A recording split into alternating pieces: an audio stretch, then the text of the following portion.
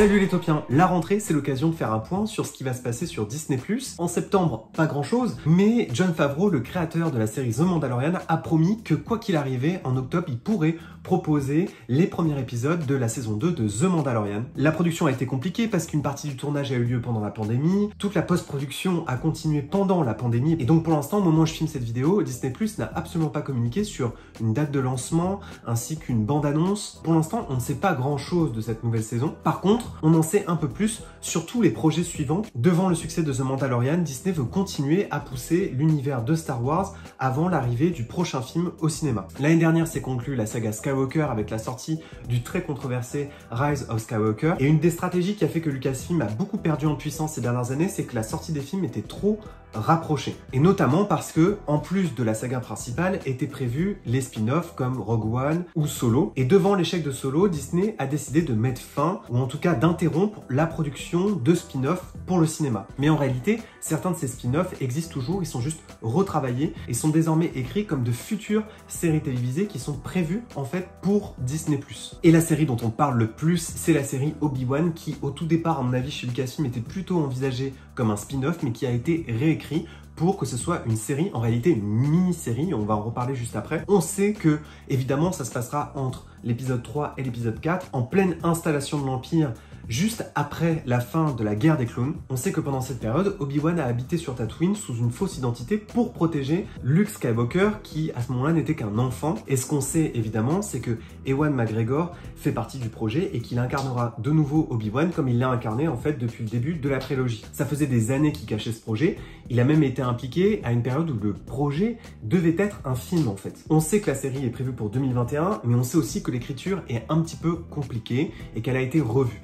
Il s'agira d'une mini-série en 6 épisodes. Une autre série qui a été confirmée, et cette fois-ci officiellement, c'est le début du tournage de la série de Cassian Andor. Cassian Andor, c'est ce personnage que vous avez aperçu dans le spin-off Rogue One, et donc le tournage de cette série devrait démarrer en novembre. Là où The Mandalorian, c'était presque une série sur le Far West dans l'espace, on sait que Cassian sera évidemment très tourné autour de ce qui avait été exploré dans Rogue One, c'est-à-dire plutôt dans le genre de l'espionnage. Et évidemment, c'est une série qui va explorer la vie du personnage bien avant sa rencontre avec Jyn dans Rogue One, jusqu'à son enfance et à la façon dont il a été enrôlé dans la résistance. Il y a plusieurs lignes de dialogue dans le film qui font référence au fait qu'il n'ait jamais vraiment eu le choix et qu'il a dû faire parfois des choix difficiles sur le terrain, comme par exemple se séparer d'alliés en les tuant. C'est tout ça qu'on va explorer en fait dans cette série. Alors il y a un retour dont on parle depuis des années, c'est évidemment le retour du personnage Darth Maul en série. C'est un personnage qu'on n'arrête pas de revoir apparaître dans l'univers Star Wars, tellement c'est un personnage qui a plu aux fans, et il est beaucoup plus apparu finalement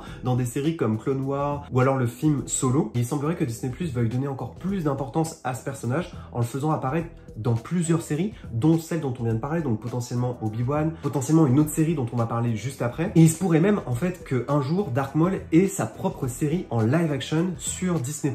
Et évidemment, s'il y avait une série spécifiquement centré sur Darth Maul, on verrait réapparaître le personnage de Qi'ra. On l'avait compris à la fin de Solo, aurait eu un rôle central dans la suite de cette saga qui est née mais qui a vite disparu. Par contre, on ne sait pas encore si c'est l'acteur Ray Park qui pourrait incarner à nouveau le personnage comme il l'avait fait furtivement dans la prélogie. Une autre série dont j'ai vraiment hâte, surtout qu'on sait déjà qui pourrait incarner à nouveau ce personnage, ce serait une série centrée sur le personnage de Lando, apparu dans l'Empire contre-attaque, Le Retour du Jedi, Rise of Skywalker, mais qui est aussi apparu plus récemment dans le film Solo. Et en fait, c'est le rappeur et acteur Donald Glover qui pourrait de nouveau incarner ce rôle qu'il avait déjà incarné en fait dans le film Solo. Et je crois qu'en fait, la performance de cet acteur a vraiment convaincu, c'est ce qu'on retient de positif finalement dans Solo. Et moi, c'est clairement mes moments préférés dans Solo, c'est cette partie. En live action, on sait aussi que les artistes de Lucasfilm veulent absolument lancer une série avec un casting 100% féminin. Vous le savez, la place des femmes dans Star Wars a toujours été très importante. En dehors du personnage d'Ahsoka, Disney+ aimerait avoir sa propre héroïne féminine qui aurait été créée en fait directement sur la plateforme à travers une série live. Et donc du coup, Lucasfilm réfléchit à un casting 100% féminin. On sait que l'intrigue pourrait être aussi autour d'arts martiaux. Et on sait déjà que la créatrice de la série serait Leslie Headland, qui a en fait créé et dirigé la série poupée russe que vous pouvez voir sur Netflix. Et vous le savez, The Clone Wars, c'est malheureusement terminé, mais Lucasfilm aimerait revenir à l'animation et voudrait continuer à explorer le succès de The Clone Wars à travers un spin-off. Et donc, il y a une série qui s'appelle The Bad Batch qui sera diffusée en 2021 sur Disney+, donc ça fait au moins 3 contenus Star Wars en 2021 sur Disney+.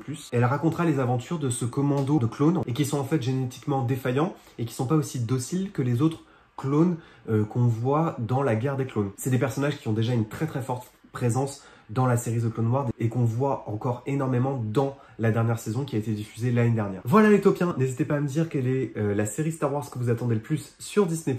Si vous avez envie que je fasse pareil pour Marvel, ce sera avec plaisir. Et d'ici là, n'oubliez pas que vos rêves sont éternels. Bye tout le monde.